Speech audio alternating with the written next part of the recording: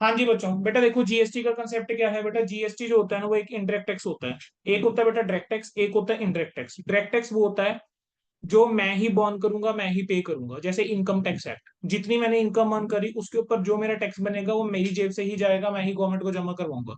लेकिन जो indirect taxes होते हैं वो होते हैं जो कि paid by another person, born by another person. जैसे मान लेते हैं, अब सिंपल से एग्जांपल से समझो बेटा। आपने क्या करा, मार्केट में जाके कुछ सामान खरीदा। कुछ भी सामान आपने मार्केट में जाके खरीदा, ठीक है, उसके ऊपर क्या लगा होगा, जीएसटी लगा होगा। ठीक है, जैसे आपने मान कोई फूड ही आपने जोमेटो से बेटा फूड ही मंगाया।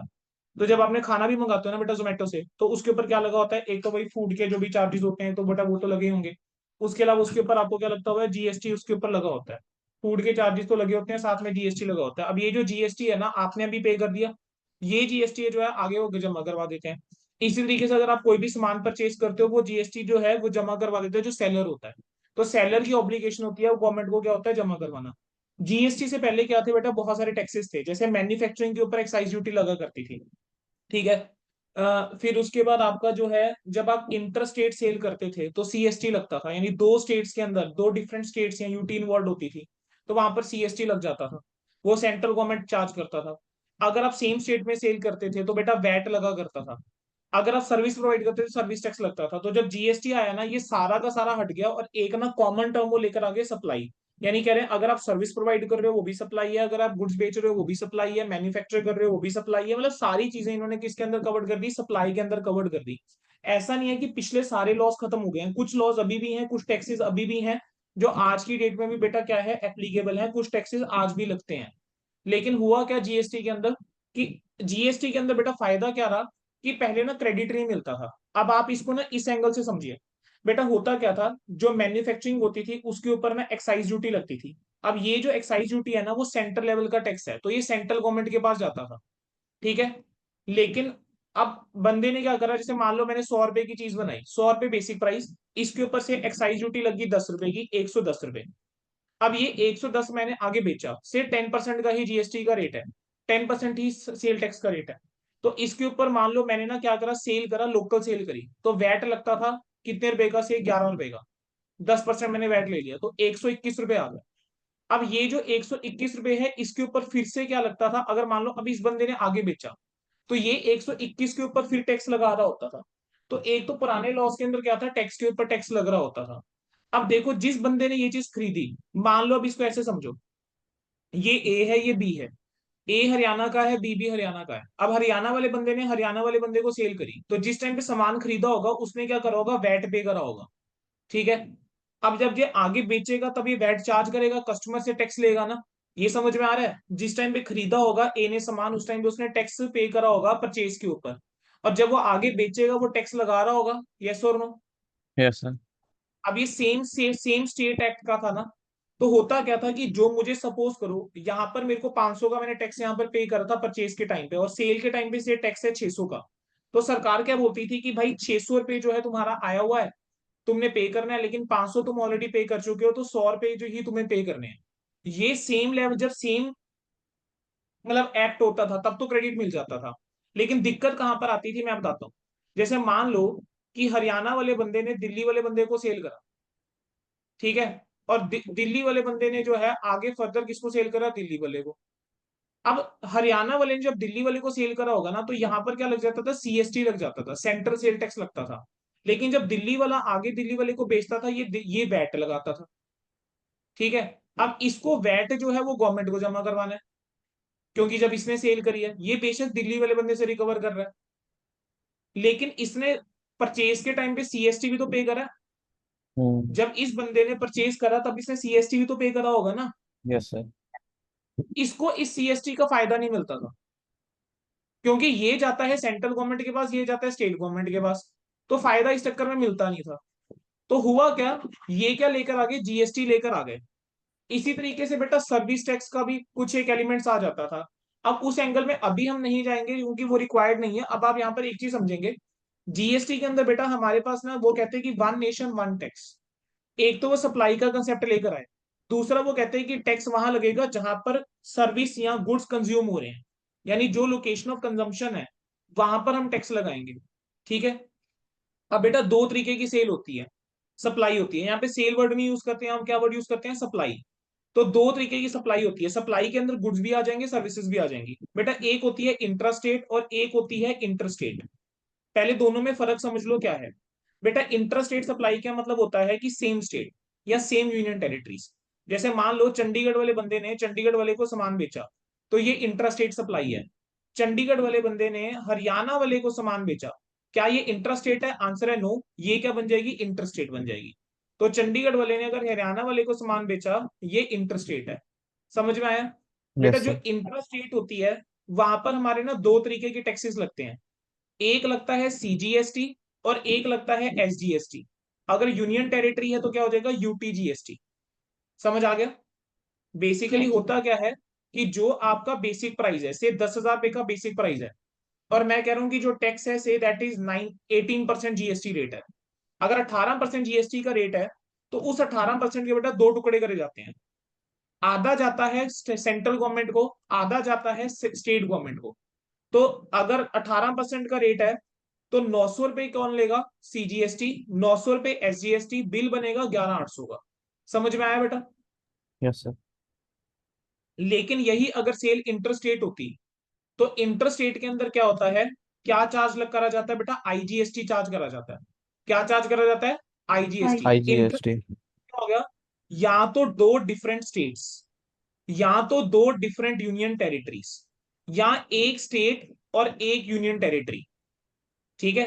अगर सेम स्टेट या सेम यूनियन टेरिटरीज है वो इंट्रा है, अगर डिफरेंट है वो इंटर है। तो हमें ये ध्यान देना है कि इंटर है या इंट्रा है, क्योंकि अगर इंटर है क्या लगाओगे, सीजीएसटी एसजीएसटी, और GST IGST। इंटर है तो क्या लगाओगे, यू IG। आईजीएसटी। इंट्रा है तो क्या IGST। लगाओगे, सीजीएसटी एसजीएसटी। समझ में आ गया। अब यस बेटा सर। देखो होता क्या है कि जो टैक्स मैंने पे करा है परचेज के टाइम पे, वो मेरे लिए क्या कहलाता है, इनपुट जीएसटी कहलाता है। वो मेरे लिए क्या कहलाएगा, इनपुट इनपुट जीएसटी। GST। और इनपुट जो होता है वो मेरे लिए एसेट होता है, वाई, क्योंकि इसका मुझे बेनिफिट मिल जाता है फ्यूचर में। कैसे बेनिफिट मिलता है, जो भी टैक्स मैंने जीएसटी पे करा होगा परचेज के टाइम पे, मुझे उसका इनपुट टैक्स क्रेडिट मिल जाता है जब मैं सेल करूंगा।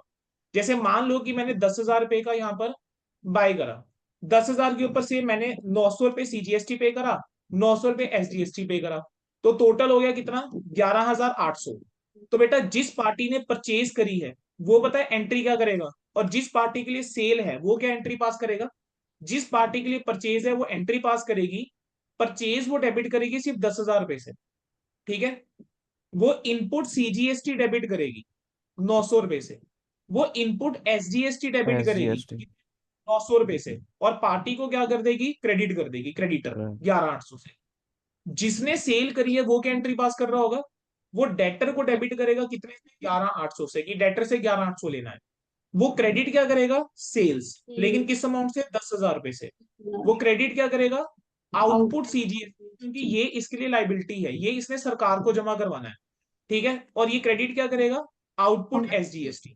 तो यहां पर मैंने एक ही ट्रांजेक्शन लेकर आपको बताया कि जो बायर है वो क्या एंट्री करता है और जो सेलर है वो क्या एंट्री करता है।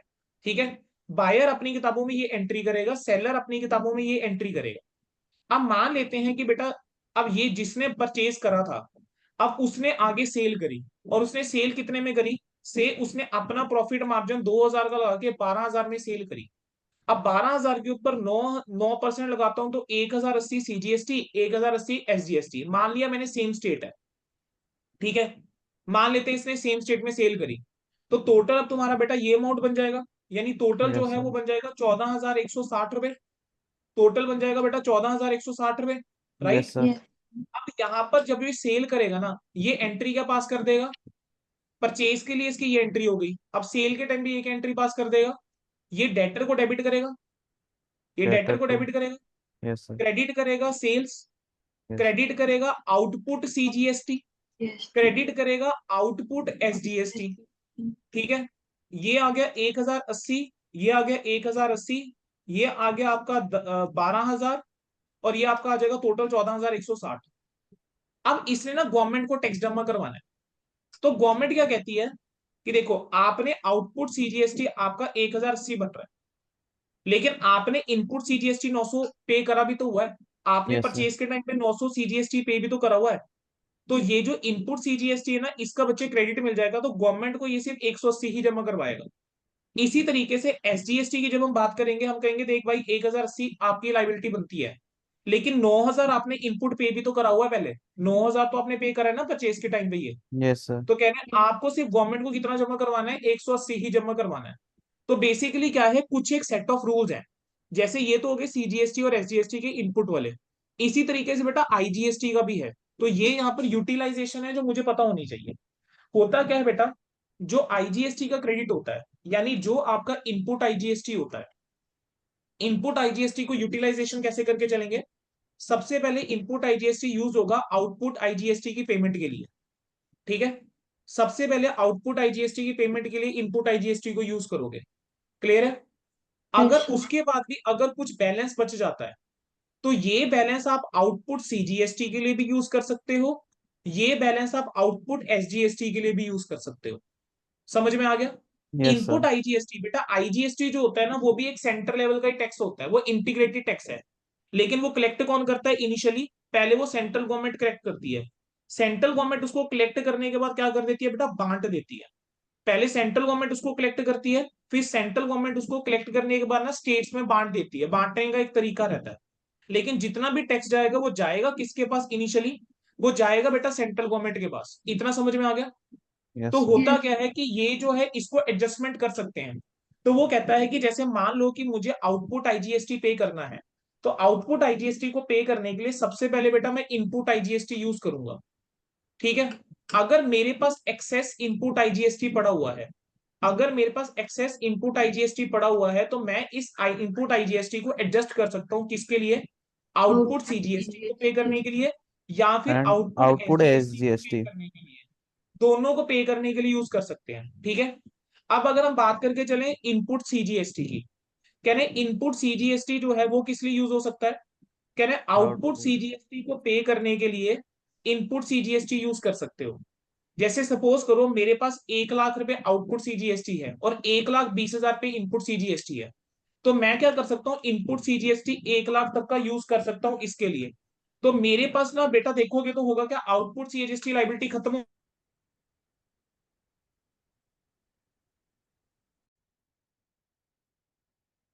बेटा आउटपुट सीजीएसटी जो है, सेम मैं आपको कह रहा था कि 1 लाख का है, इनपुट सीजीएसटी जो है से 1,20 का है। तो बेटा होगा क्या, मैं आउटपुट सीजीएसटी जो है उसको पेमेंट करने के लिए पूरा इनपुट सीजीएसटी यूज हो जाएगा। अब मेरे पास फिर भी अगर कोई कह रहा है एक्सेस इनपुट सीजीएसटी बच गया, अगर कोई एक्सेस इनपुट सीजीएसटी बच गया बेटा, तो उसको कहां यूटिलाइज कर सकता हूं मैं, उसको कहां यूटिलाइज कर पाएंगे, फॉर आउटपुट आईजीएसटी। ठीक है, आउटपुट आईजीएसटी के लिए यूज कर सकता हूं। क्या आउटपुट सीजीएसटी के लिए यूज कर सकता हूं, नहीं। एसजीएसटी के लिए यूज कर सकता हूं, नहीं। No sir. ये ध्यान रखना, सीजीएसटी और एसजीएसटी कभी भी आपस में इनकी नहीं बनेगी बेटा। सेंट्रल अपना टैक्स नहीं छोड़ेगा, सेंट्रल गवर्नमेंट अपना टैक्स नहीं छोड़ेगी, स्टेट गवर्नमेंट अपना टैक्स नहीं छोड़ेगी। मतलब स्टेट गवर्नमेंट इस चीज के लिए एग्री नहीं करेगी कि भाई ठीक है तुमने सेंट्रल लेवल को टैक्स दिया हुआ है तो कोई बात नहीं हमारा टैक्स ना दो, और सेंट्रल गवर्नमेंट ये एग्री नहीं करेगी कि ठीक है तुमने स्टेट को टैक्स दिया हुआ है तो तुम हमारा टैक्स ना दो। ठीक है, समझ में आया। Yes sir. सेंट्रल गवर्नमेंट और स्टेट गवर्नमेंट की आपस में नहीं बनेगी कभी, वो आप लोग वो आपस में सेट ऑफ नहीं करने देंगे। तो अगर आपका इनपुट सीजीएसटी है, वो आउटपुट सीजीएसटी के पहले यूज होगा, अगर कुछ बैलेंस बचता है तो वो आउटपुट आईजीएसटी के लिए यूज हो सकता है। सिमिलरली बेटा यहां पर मैं बस सीजीएसटी को एसजीएसटी से रिप्लेस कर दूं तो वही बात बन जाएगी। इनपुट एसजीएसटी किसके लिए यूज होगा, आउटपुट एसजीएसटी के लिए यूज होगा। अगर मान लेते हैं कुछ एक्सेस इनपुट एसजीएसटी बचा हुआ है, एक्सेस अगर कुछ इनपुट है, तो वो किस लिए यूज हो जाएगा, वो आउटपुट आईजीएसटी के लिए यूज हो जाएगा। अब थोड़ा सा ना प्रैक्टिकल होना शुरू करो बेटा। अब देखो कई बार क्या होता है कि जैसे मान लो कि परचेज रिटर्न हो गया। ठीक है, मान लो परचेज रिटर्न हो गया बेटा, तो क्या एंट्री हो जाएगी बेटा, जिस टाइम पे गुड्स परचेज करोगे क्या तुम एंट्री करोगे purchase account debit, input CGST, yes input SGST, या फिर इन दोनों की जगह input IGST debit to party creditor, ये एंट्री पास करोगे यस परचेज सर। की। अगर परचेज रिटर्न हो जाता है ना बेटा, तो हमें क्या करना पड़ता है, हमें जीएसटी भी क्या करना पड़ता है, रिवर्स करना पड़ता है। हमें जीएसटी भी क्या करना पड़ेगा, रिवर्स रिवर्स। करना पड़ेगा। समझ आया। यानी Yes, मैं sir. एंट्री उस टाइम पे क्या कर दूंगा, हम नॉर्मल एंट्री क्या करती है, party to purchase return entry करते हैं। Yes, sir. अब क्या करूंगा, party to purchase return to input CGST या इनपुट एसजीएसटी या इन दोनों की जगह आईजीएसटी। समझ में आ गया? Yes, sir. Yes, sir. Basically अगर आपने परचेज को रिवर्स करा है, यानी परचेज का बैलेंस होता है डेबिट, इसी तरीके से आपने फ्री सैंपल बांटे, एडवर्टीजमेंट का खर्चा करा, तो परचेज को आप वहां पर क्या कर देते हो, क्रेडिट कर देते हो ना। तो अब हम उसको क्या कर देंगे बेटा, रिवर्स करेंगे इनपुट को भी। बोलो इतना समझ में आ गया? Yes, sir. डन है? Yes. अब एक बार एंट्री देखो बेटा जरा, अगर आपने गुड्स बेचे हैं या सर्विस सप्लाई करी, क्या एंट्री हो जाएगी, डेटर या account receivable including GST to sales to output GST. अब ये सीजीएसटी है, एसजीएसटी है, आईजीएसटी है, वो डिपेंड करेगा इंटर है या इंटर है। आपने गुड्स परचेज करे, एंट्री क्या कर दोगे, परचेज इनपुट टू क्रेडिटर। अब बेटा होता क्या है, आपने यूटिलाइजेशन की एंट्री पास करनी होती है। आउटपुट जीएसटी को पे करने के लिए आप इनपुट यूज कर सकते हो, तो हम एक एडजस्टमेंट एंट्री पास कर देंगे। आउटपुट के लिए इनपुट को एडजस्ट कर देंगे। आउटपुट बेसिकली लाइबिलिटी है, क्रेडिट बैलेंस होगा। इनपुट जो है वो एसेट है, डेबिट बैलेंस होगा। तो जब इसकी एडजस्टमेंट करोगे तो एक एडजस्टमेंट एंट्री पास होगी। क्या एंट्री पास हो जाएगी, output GST to input GST. अगर फिर भी अगर कुछ आपके पास बच जाता है तो वो आपको बैंक के थ्रू पे करना पड़ेगा। यानी अगर आउटपुट ज्यादा होता है और इनपुट कम होता है तो आपको बैंक के थ्रू पे करना पड़ेगा। बोलो बेटा क्या इतना समझ में आया? Yes, Yes. sir. Yes, sir. अब बेटा एक एक करके एंट्रीज डिस्कस करते हैं। जैसे आपके सामने इलुस्ट्रेशन नंबर 8 आ गया। हमने क्या करा है, गुड्स परचेज करे हैं किससे, mister in the books of mister Rohit entry पास करनी है। गुड्स परचेज करे साहिल से 50,000 के प्लस जीएसटी। अच्छा मुझे एक चीज बताओ, अगर मान लो मैं आपको एक अमाउंट देता हूं, से मैं आपको कहता हूं 44,800, वैसे इस क्वेश्चन में ही आ रही है वो अमाउंट 44,800। अगर मैं आपको बोलता हूँ ये जो 44,800 है this is including GST, including IGST 12%, तो इसका मतलब क्या है, क्या 44,800 जो है वो 112% को रिप्रेजेंट कर रहा है? यानी 44,800 112% को रिप्रेजेंट कर रहा है, क्योंकि 100 के ऊपर जीएसटी लगाओगे ना 12, तब 112 बनेगा। Yes, sir. 12 क्या होगा, आईजीएसटी। अरे बच्चों 12 आईजीएसटी होगा ना। हाँ जी, हाँ जी। Yes, sir. तो बेटा मैं 44,800 को 112 से डिवाइड करके 100 से मल्टीप्लाई कर दूं तो क्या टैक्सेबल वैल्यू आ जाएगी? बेटा टैक्सेबल वैल्यू क्या होती है, बेसिकली जिसके ऊपर आप टैक्स लगाते हो। तो आपके पास जो वैल्यू आएगी 40,000, तो यानी 40,000 जो होगा वो आपका टैक्स का अमाउंट होगा। Yes, sir. ठीक है, और 40,000 आपका टैक्सेबल वैल्यू होगा और बाकी 4800 आपका टैक्स का अमाउंट होगा। चलो एक बार अब एंट्रीज बेटा सोचना शुरू करो, कोशिश करना बिना क्वेश्चन बिना सोल्यूशन देखे खुद से करो। मतलब ये अभी के अभी हम खत्म कर रहे हैं ये चीज। क्या है, purchase goods from Sahil for 50,000, CGST SGST 9% each. बोलो क्या एंट्री होनी चाहिए? सर नॉर्मल एंट्री बताना, परचेज टू साहिल। इस बार भी Yes. वही एंट्री करूंगा, परचेज टू साहिल तो होगा ही, लेकिन परचेज टू साहिल की जगह मुझे इस बार जीएसटी भी है, सीजीएसटी और एसजीएसटी है बेटा। तो क्या करेंगे, और 9% का रेट है, तो ये मेरे लिए इनपुट बनेगा, क्योंकि परचेज के टाइम पे इसका मुझे कल को फायदा मिलेगा, क्रेडिट मिल जाएगा। तो इनपुट सीजीएसटी डेबिट कर दूंगा, इनपुट Yes. एसजीएसटी डेबिट कर दूंगा, क्रेडिट क्या कर दूंगा, साहिल। परचेज में डेबिट हो जाएगा 50,000, 9% इसका हो गया 4500, 9% हो जाएगा 50,000 का 4500, यहाँ कितना आ जाएगा 59,000। बोलो समझ में आया? Yes, sir. अगली एंट्री देखो बेटा जरा, वो कह रहे हैं 40,000 रुपए की गुड्स जो है वो आपने परचेज करी है 10% ट्रेड डिस्काउंट पे प्लस सीजीएसटी एंड एसजीएसटी।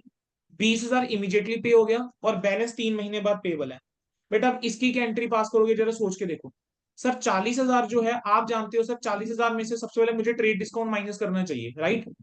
अब 40,000 Yes. में से ट्रेड माइनस करूंगा तो मेरे पास बेटा कितना अमाउंट बनता है, मेरे पास अमाउंट बनता है 36,000 रुपए का। 1,000. मेरे पास अमाउंट बनता है 36,000 रुपए का। अब इस 36,000 के ऊपर क्या लगना चाहिए, सीजीएसटी और एसजीएसटी लगना चाहिए। यानी इसके ऊपर 9% क्या लगेगा, सीजीएसटी, और 9% क्या लगेगा, एसजीएसटी। तो छत्तीस SGST. हजार के ऊपर बेटा जरा 9% निकाल दोगे। Three two ठीक है, zero ये Yes. आ four. जाएगा 3240. 3240 और 3240। Yes, तो sir. मेरी एंट्री क्या हो जाएगी, purchase account debit, input CGST debit, input SGST account debit to Sam. ठीक है, ये आ जाएगा। Yes, sir. Yes. अब आपका आ जाएगा, उसके बाद चाहो तो एक सेकंड एंट्री कर दो, Sam to bank, second entry कर दो। इन्होंने क्या करा है, इन्होंने क्या किया, परचेज को डेबिट करा 36 से, हम भी यही बोल रहे थे, 9% input CGST input SGST. Sam को इन्होंने बैलेंस अमाउंट से क्रेडिट कर दिया, इन्होंने बैंक सीधा क्रेडिट कर दिया 20,000, ये भी ठीक है, इसमें कोई दिक्कत तो नहीं है एंट्री में, समझ में आ गया। Yes, sir. Yes sir. अब क्या करा बेटा, 20,000 के गुड्स जो हैं वो विड्रॉ कर लिए पर्सनल यूज के लिए। ये गुड्स जब आपने परचेज करे थे तो 9% जीएसटी पे करा था। अब बेटा ये जो 20,000 के गुड्स हैं, ये हम मान के चल रहे हैं कि बिना जीएसटी का अमाउंट है।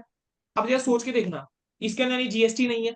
जब आपने सामान खरीदा था तो आपने एंट्री करी होगी purchase account debit, input CGST input SGST, SGST. है ना, टू क्रेडिटर। अब यस आपने सर। इसको अब इसकी नॉर्मल एंट्री क्या करते हो, ड्रॉइंग्स टू परचेज करते हो वैसे, Yes, sir. अब भी वही एंट्री होगी, drawings to purchase.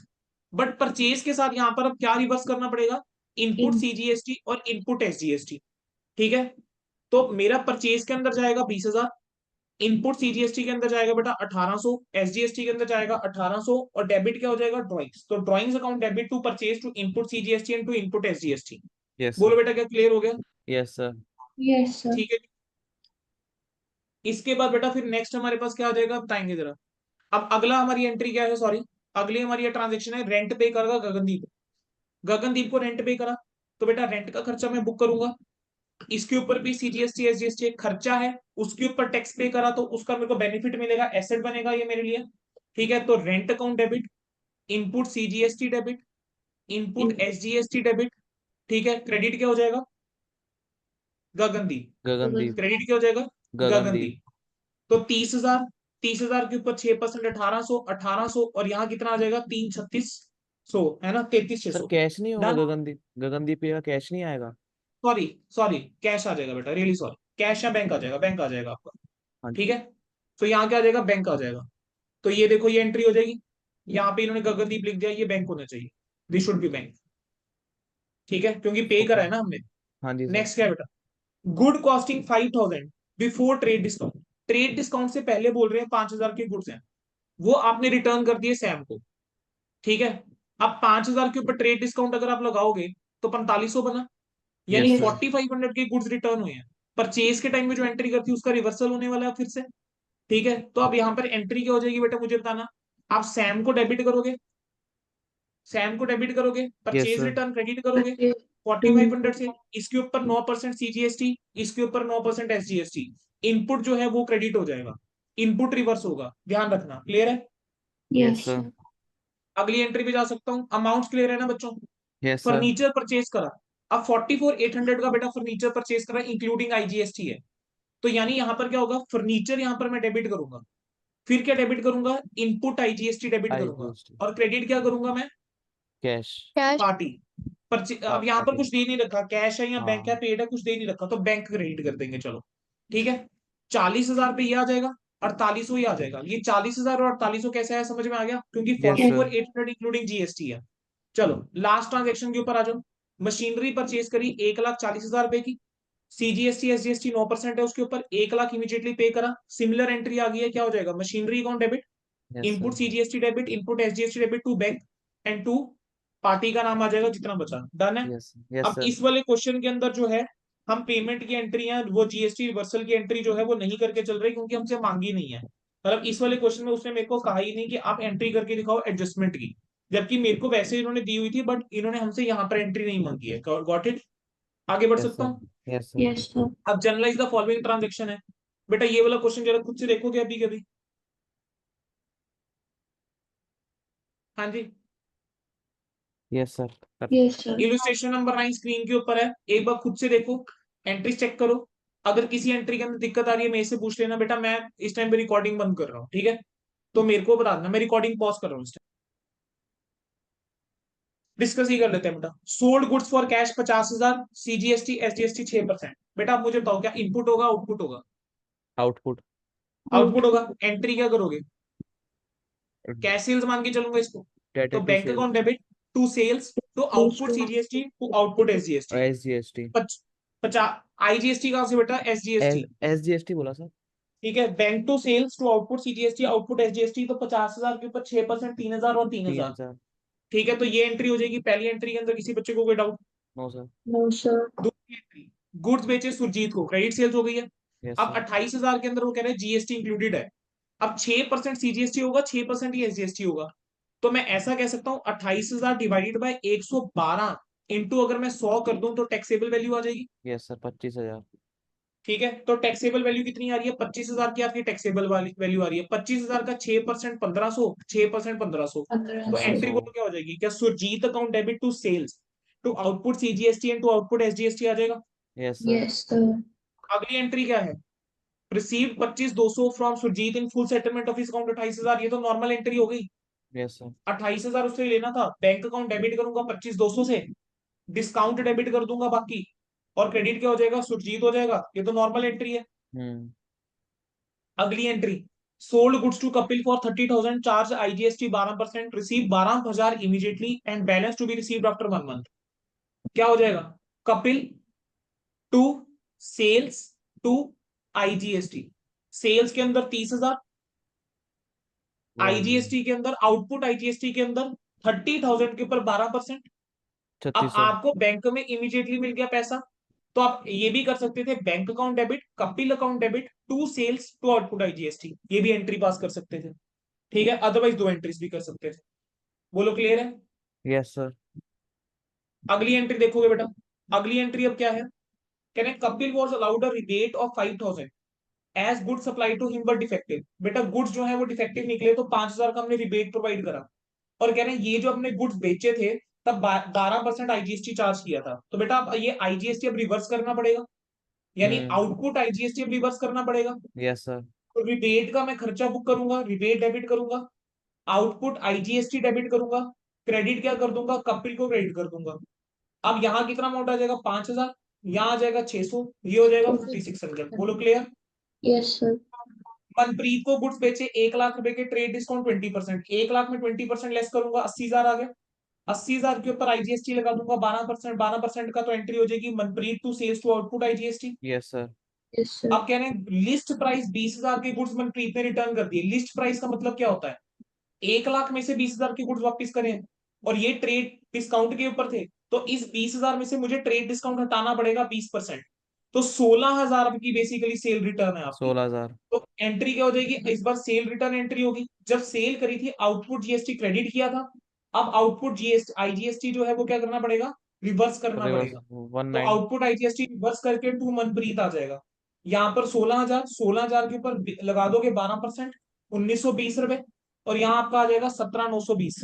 1920। Commission receive हुई है बेटा 15,000 की, सीजीएसटी एसजीएसटी चार्ज करा है। एंट्री बोलना क्या करोगे? Bank account debit to commission to to output output CGST to CGST output output SGST. SGST. Commission में 15,000, और उसके ऊपर रिस्पेक्टिवली आपके पास अमाउंट आ जाएगी। बोलो 900। क्लियर है?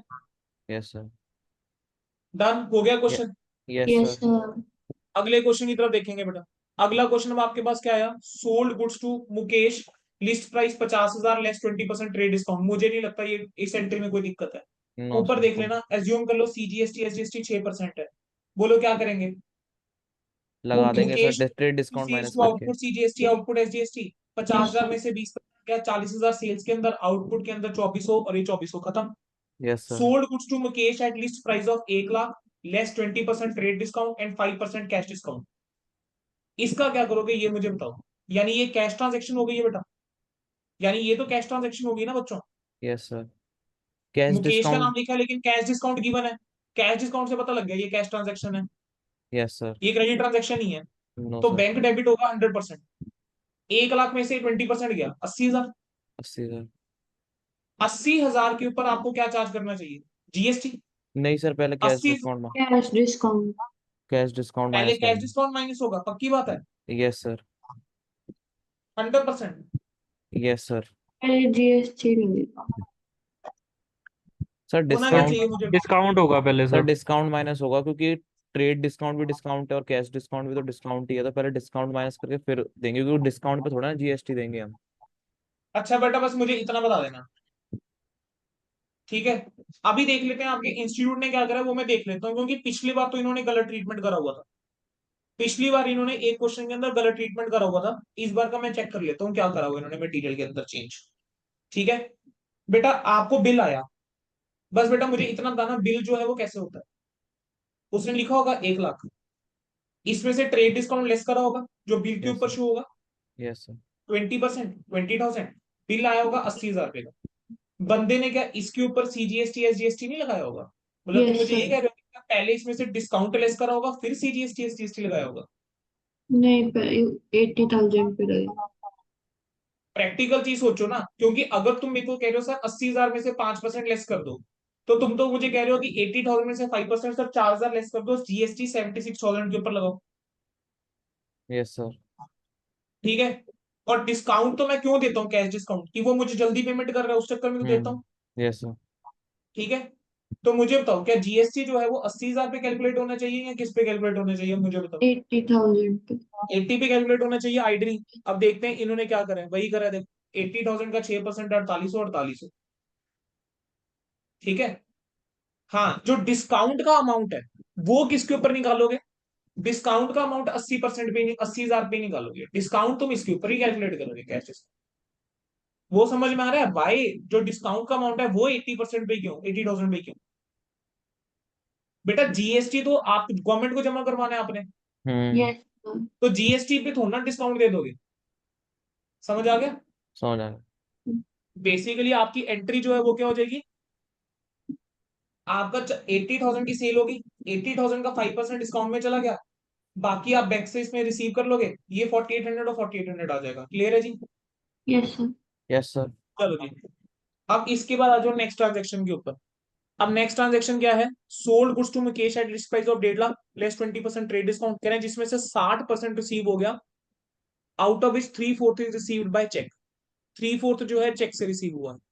ठीक है, बोलो क्या एंट्री होनी चाहिए सर? 1.5 लाख का 20% पहले तो लेस कर दो, यानी एक 20 रह गया, एक 20 के Yes, ऊपर 6%, 7200, 7200। यहां 70 तक तो मेरे को लगता है कोई दिक्कत नहीं। नहीं है। ठीक है। अब 1,20,000 का 60%, इतना वो पेमेंट कर रहा है, तो यानी वो पेमेंट कर रहा है 72,000 की, यानी वो पेमेंट क्या करके चल रहा है? 72,000 की बेटा पेमेंट करके चल रहा यस सर। है ना? अब 72,000 में भी बेटा वो जो पेमेंट करके चल रहा है, सॉरी, यहाँ पर तो डिस्काउंट वाला केस ही नहीं है ना। यहाँ क्यों जा 60%। रहे हैं? 60% इसमें से मिल गया टोटल मुझे, जिसमें से 3/4 चेक से मिला है, तो सीधा टोटल अमाउंट का कर दूंगा ना यहाँ पर। तो फिर यहाँ पर आपके पास 1 लाख, बेसिकली इन तीनों का टोटल कितना आ रहा है? 1,34,400। 1,34,400 का मैं क्या करूंगा, 60% निकालूंगा। करो जरा, 1,34,400 का 60% निकालो बेटा।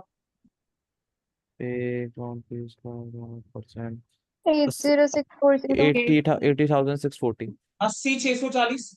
Yes sir. 80,640 का 75% जो है वो चेक से आएगा, दैट इज 6,480। ठीक 6480। है।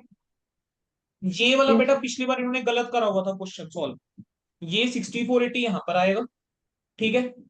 उसके बाद क्या होगा, बाकी आप कैश में लिखोगे, और जो बच गया वो बैलेंसिंग फिगर ओ मुकेश के ओ अंदर चला जाएगा, कि क्रेडिट। इतना हमने मुकेश से जो है वो रिकवर करना है अभी। और ठीक है जी, डन है।